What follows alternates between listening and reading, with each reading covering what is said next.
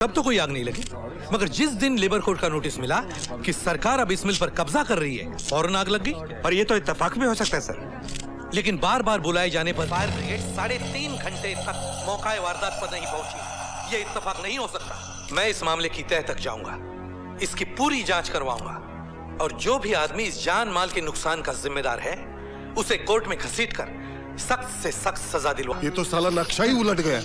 गई भैंस पानी में और साथ में हमें भी ले गई। साला ये सत्यप्रकाश बड़ा ही कड़क आदमी है, जो कहेगा वो करके दिखाएगा। तुम लोग बहुत जल्दी परेशान हो जाते हो। तेल देखो और तेल की धार देखो। मैं कम इन सर? यस कम इन। मैं आपका बहुत बड़ा फैन हूं मिस्टर सत्यप्रकाश। आप कितने ईमानदार और उसूलों के पक्के इंसान हैं, ये तो सारा शहर जानता है।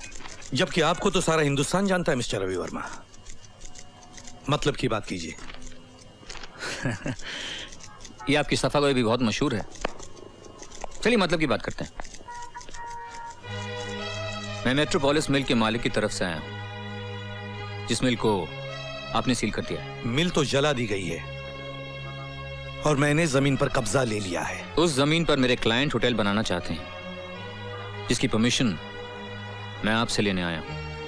होटल की इमारत तो दूर की बात मिस्टर रवि वर्मा, मगर उस जमीन पर मैं आपको एक ईंट तक रखने नहीं दूंगा। तुम्हारे क्लाइंट ने सिर्फ मिल को आग नहीं लगाई, बल्कि गरीबों की झोपड़ियों को फूंक दिया है। कितनी कीमती जाने गई है उसमें पता है? जी हाँ, सुनकर बहुत दुख हुआ। लेकिन मेरे क्लाइंट हर मरने वाले की फैमिली को 50,000 रुपए देने के लिए तैयार है। 50,000। ओह वाह, कितना दुर्भाग्य है मेरे देश का कि यहां 50 रुपये देकर कोई वोट खरीद लेता है, 5,000 देकर दंगे करवा सकता है, 25,000 देकर किसी का खून करवा सकता है, और अब 50,000 देकर गरीबों का मुंह बंद करवाना चाहता है। लेकिन याद रखो, मैं ये होने नहीं दूंगा।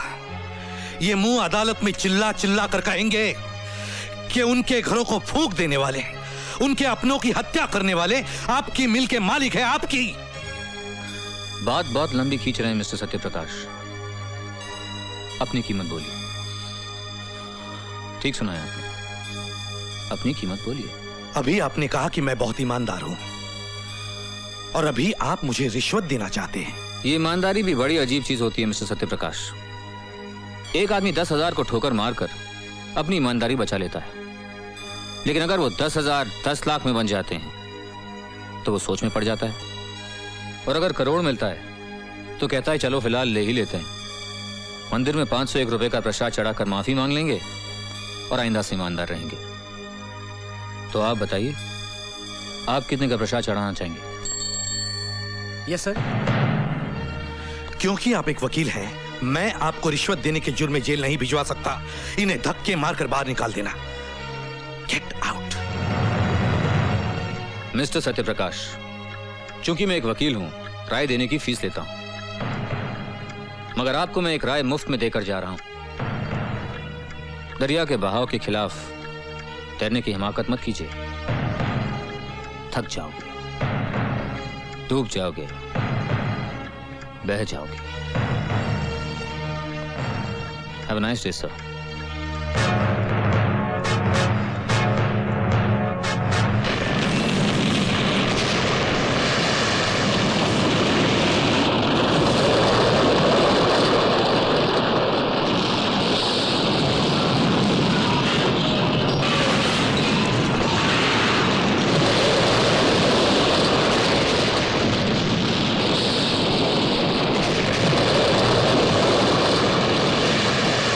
कृष्णकांत, 13 अप्रैल ठीक रहेगी?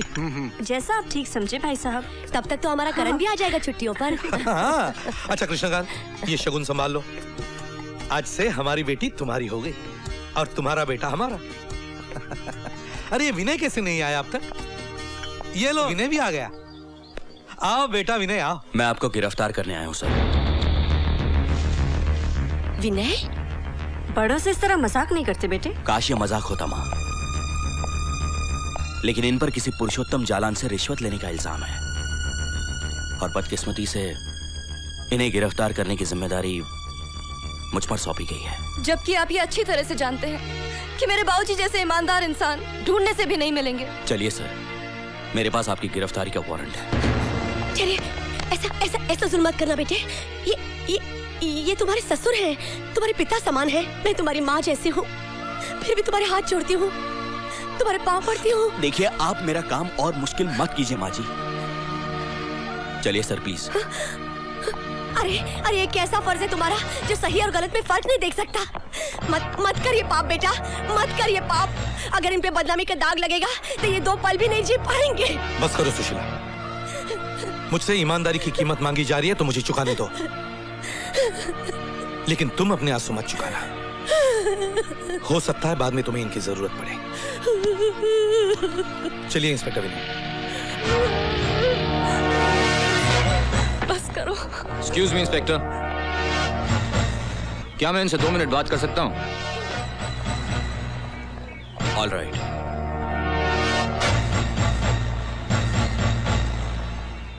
अभी कुछ नहीं बिगड़ा है सर। आप मिल में लगी हुई आग की जांच रोक दीजिए, मैं आप पे लगे सारे इल्जाम हटा दूंगा। बड़ी हिम्मत है तुझ में लड़के।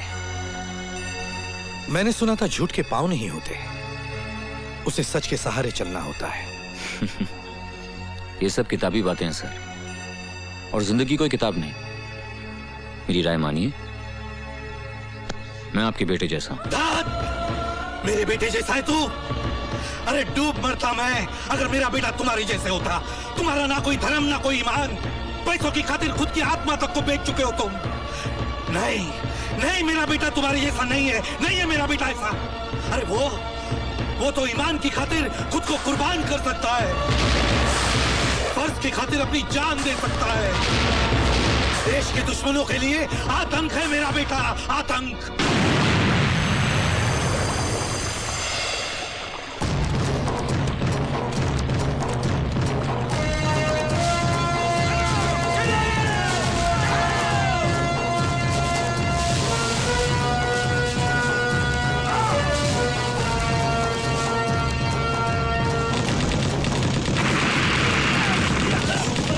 हबीबुल्लाह और उनके आतंकवादी गिरोह पे गिरफ्तार कर लिया है। Captain Karan is command sir, out and Roger.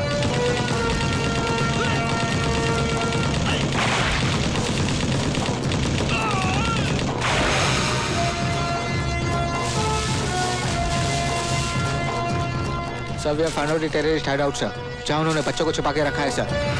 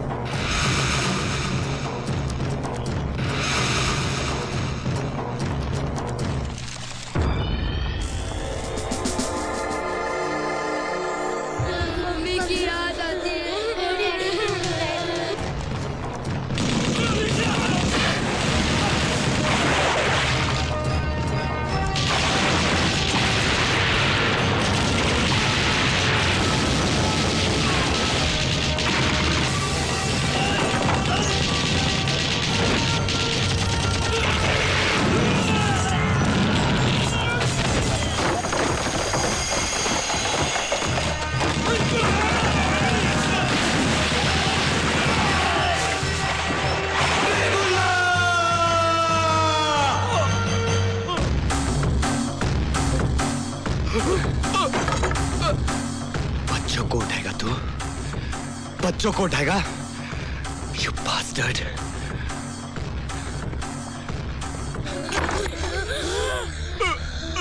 देख, उनकी आंखों में छिपे हुए खौफ को देख। यही खौफ मैं तेरी आंखों में देखना चाहता हूं।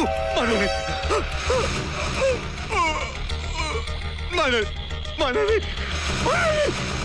गोली में चलाना, बच्चों को मारेगा।